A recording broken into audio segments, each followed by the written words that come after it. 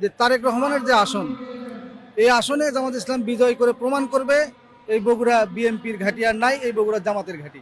তারেক রহমানের আসনেই তারেক রহমানকে হারিয়ে এই বগুড়াবাসী প্রমাণ করবে এই বগুড়া হচ্ছে বাংলাদেশ জামাত ইসলামের ঘাঁটি। সবাই বললে এখন বর্তমান এ বলার পক্ষে জনগণ নাই। এটা হয়তোবা অতীতে ছিল, বর্তমান তাদের যে দুর্নীতি, লুটপাট, চাঁদাবাজ, টেম্পু স্ট্যান্ড দখল, এগুলোর কারণেই যে তাদের কথা ছিল অতীতের, এগুলো আর জনগণ। তারেক রহমানের উদ্দেশ্যে বলবো, সে বিগত প্রায় 17 বছর দেশের বাইরে ছিল। আমি মনে করি দেশ সম্পর্কে তার অতটা ধারণা নাই, তাই হয়তো বা দেশের মানুষ, জনগণ তারেক রহমানকে ওইভাবে চাচ্ছে না। বগুড়া বিএনপির ঘাঁটি, বিএনপির জন্ম, তাই মানুষ মনে করে বগুড়া বিএনপির ঘাঁটি। কিন্তু আসলে এই বগুড়ার বিএনপির যেই 5ই আগস্ট পরবর্তী তাদের যে নৈরাজ্য, এই নৈরাজ্যের জবাব আগামীতে বিএনপির ঘাঁটি না বগুড়ায় বিএনপির জামাতের ঘাঁটি, এটার প্রমাণ হবে 12 তারিখে ভোট বিপ্লবের মাধ্যমে।